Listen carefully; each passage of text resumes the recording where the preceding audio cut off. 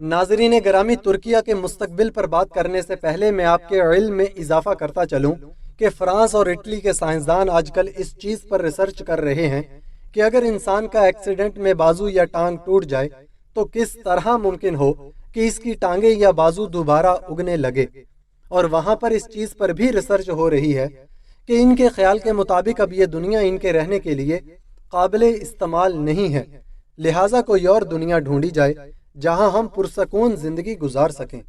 اور آپ نے سنا ہی ہوگا کہ ایلون مسک 2030 تک انسانوں سے لدا راکٹ مریخ پر لے جانے کی تیاری کر رہے ہیں، اور آج ہم جس پاکستان میں رہ رہے ہیں وہاں پر چور، لٹیروں، ڈاکوؤں، طاقتور اور مقتدر حلقوں کی مہربانی کی وجہ سے آج ہمارے محلوں کی مسجدوں میں اعلانات ہو رہے ہیں کہ بجلی کے بل جلد از جلد ادا کر دیے جائیں، بصورت دیگر کنیکشن کاٹ دیے جائیں گے۔ میں اللہ تعالیٰ سے دعا کرتا ہوں کہ اللہ جس کسی نے بھی اس ملک کے ساتھ میر جعفر اور میر صادق کا کردار ادا کیا ہے اس کو قبر کی مٹی تک نصیب نہ ہو۔ خیر، تو چلتے ہیں اپنے موضوع کی طرف۔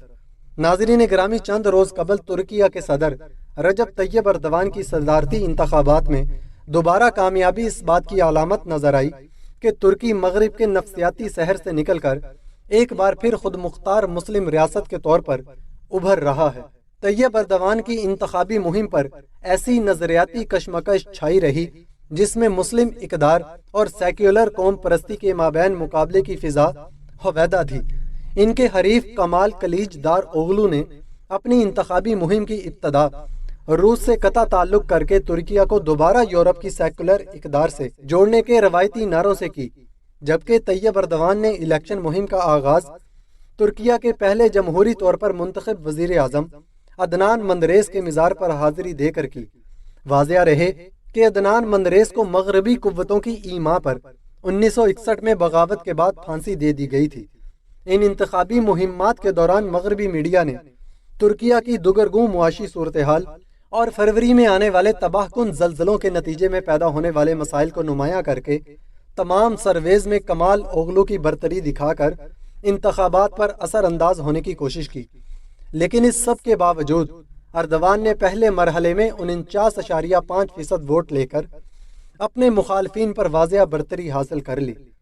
ان کے سیاسی حریف اوغلو نے 45% اور ترک نیشنلسٹ پارٹی نے محض 5.7% ووٹ حاصل کیے۔ اس کے بعد رن آف الیکشن کا مرحلہ پیش آیا جس میں صرف 2 ہی امیدوار ہوتے ہیں۔ اس مرحلے میں طیب اردوان نے 52% ووٹ لے کر اپنے ناقابل تصغیر ہونے کا تاثر برقرار رکھا۔ گو کے انتخابات کے دوران مغربی ممالک کی ان کے خلاف میڈیا مہم نے ترکیہ کے قدامت پسند ووٹروں کو ان کی طرف مائل کر دیا۔ انتخابی مہم کے دوران انہوں نے کہا تھا کہ میری قوم اس سازش کو ناکام بنا دے گی۔ جمہوریت کے نام نہاد عالم بردار مغربی ممالک نے مسلم دنیا میں ہمیشہ آمریتوں کی حوصلہ افزائی میں اپنا مفاد تلاش کیا ہے، اور عوامی حمایت سے برسر اقدار آنے والے مقبول رہنماؤں کی ساکھ کو متنازع بنا کر مسلم معاشروں میں جمہوریت کی راہ میں کانٹے بچھانے میں کوئی حجاب محسوس نہیں کیا۔ اردوان جب پہلی بار 2003 میں ترکیہ کے وزیر اعظم کے طور پر برسر اقتدار آئے تھے تو انہوں نے ترکی کو یورپ کے نفسیاتی تسلط سے نکال کر سلطنت عثمانیہ کی روایات سے جوڑنے کی خاطر آئینی تبدیلیوں کے ذریعے ریاستی ڈھانچے کو استحکام، عدلیہ اور میڈیا سمیت ملک کے جمہوری اداروں کو ریگولیٹ کرنے کی کوشش کی تھی۔ ان کی انہی کوششوں کی بدولت ترکیہ کو دنیا کے 10 خود مختار ممالک میں سے ایک ہونے کا اعزاز ملا۔ بلا شبہ اردوان کی فتح کے اثرات صرف ترکیہ تک محدود نہیں رہیں گے بلکہ اس کے بین الاقوامی اثرات ہوں گے، خاص طور پر نیٹو پر، جہاں اتحاد کے دیگر اراکین کے برعکس ترکیہ روس کے ساتھ قریبی تعلقات استوار کرنے کے لیے یورپ سے دور ہو رہا ہے۔ 2017 میں انقرہ نے ماسکو سے S-400 میزائل شکن دفاعی نظام خریدا تھا۔ ترکیہ نے اپنا پہلا جوہری ری ایکٹر بنانے کے لیے بھی روس کا انتخاب کیا تھا، اور جب یوکرین پر حملے کے بعد نیٹو ممالک نے روس پر پابندیاں عائد کیں تو ترکیہ نے ماسکو کے ساتھ باہمی تعلقات بڑھا دیے۔ مغربی تجزیہ کاروں کے مطابق طیب اردوان نے ترکی کو قابل قدر سفارتی ثالث کے طور پر منوا کر روس اور یوکرین کے درمیان امن مذاکرات پر زور دیا۔ جسے گزشتہ سال انہوں نے متحارب ممالک کے مابین اناج کی برآمد کے معاہدے میں مدد کی۔ تاہم صدر اردوان اپنی آخری مدت کی وضاحت کس طرح کرتے ہیں، اور یہ دیگر بہت سے معاملات اس امر پر منحصر ہوں گے کہ مغرب ان کی فتح پر کس قسم کے رول کا اظہار کرتا ہے۔ اس حقیقت سے انکار ممکن نہیں کہ طیب اردوان اب ناقابل تصغیر سیاسی قوت بن کر ابھرے ہیں۔ انہوں نے جدید جمہوریہ کے بانی مصطفیٰ کمال اتاترک کے بعد کسی بھی رہنما سے زیادہ اپنے ملک کی تشکیل نو میں حصہ ڈالا ہے۔ کئی بحرانوں سے دوچار ہونے کے باوجود وہ 2023 کی صدارتی دوڑ کے پہلے راؤنڈ میں بھی سر فہرست رہے اور پھر یہ مارکہ جیتنے میں بھی کامیاب ہوئے۔ طیب اردوان اپنی آزاد پالیسیوں کی وجہ سے برسوں سے مغرب کی نظروں میں معتوب ہیں۔ 2016 میں بغاوت کی کوشش کو ناکام بنانے کے بعد انہوں نے اپنی صدارت کو پہلے سے زیادہ طاقتور ایگزیکٹو میں تبدیل کیا۔ 2003 سے بطور وزیر اعظم اور پھر 2014 سے براہ راست منتخب صدر کے طور پر اور پھر علاقائی طاقت کے طور پر ترکیہ کی فوجی و اقتصادی قوت کو مربوط بنانے اور مغرب کی تہذیبی بالادستی کے مقابلے میں اسلامی مقاصد کی حمایت کے علاوہ ترکیہ کی آزاد سفارت کاری، جسے ان کے اقدامات نے یورپ اور اس سے باہر کے مغربی اتحادیوں کو پریشان کر دیا۔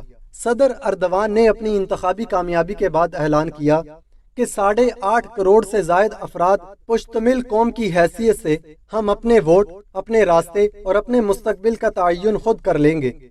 طیب اردوان فروری 1954 میں بحرۂ اسود کے ساحل پر ایک کوسٹ گارڈ کے گھر پیدا ہوئے۔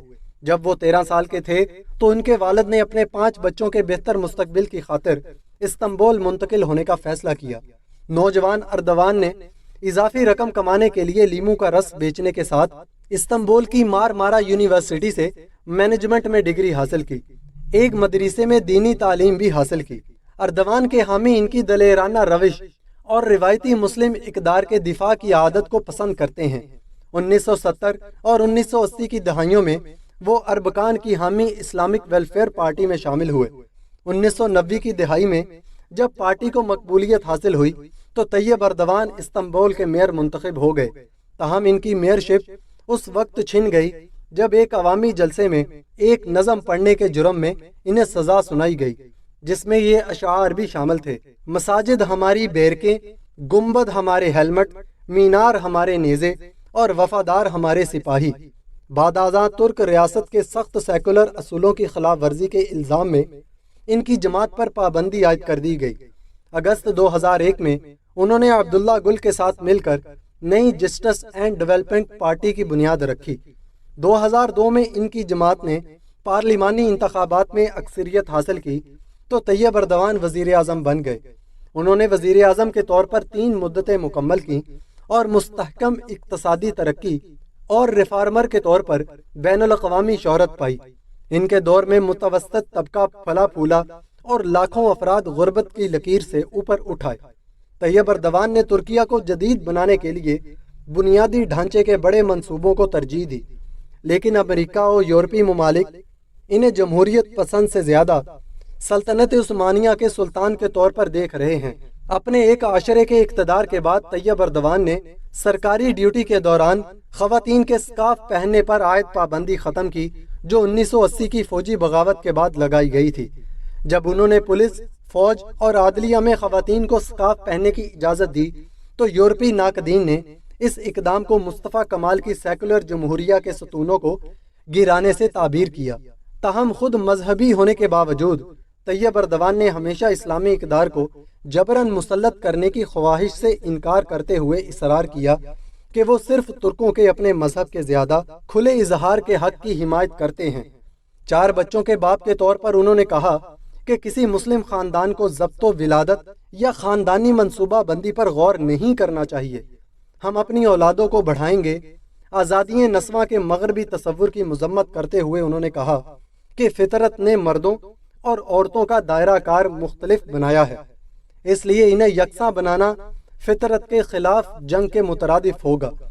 صدر اردوان مصر کی اخوان المسلمین تحریک کو بھی سراہتے ہیں۔ جولائی 2020 میں انہوں نے استنبول کی تاریخی آیا صوفیہ مسجد کو بحال کیا، جس سے یورپ کے عیسائی ناراض ہو گئے۔ 1500 سال قبل تعمیر کی گئی اس عبادت گاہ کو عثمانی دور میں مسجد بنایا گیا تھا، لیکن اتا ترک نے مغربی قوتوں کی خوشنودی کی خاطر اسے میوزیم میں تبدیل کر دیا تھا۔